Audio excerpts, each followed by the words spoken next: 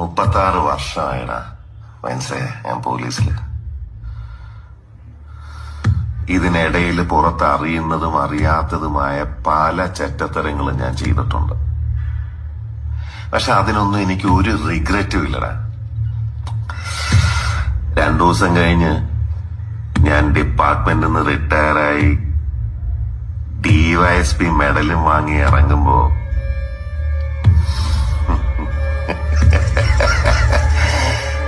George sir പഴയ George sir തന്നെയാണ്.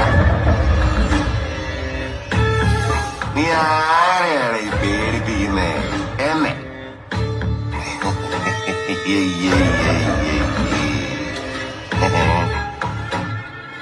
നിന്നെ കാണാൻ ജോർജ് സാർ ഇവിടെ വന്നിട്ടുണ്ട്.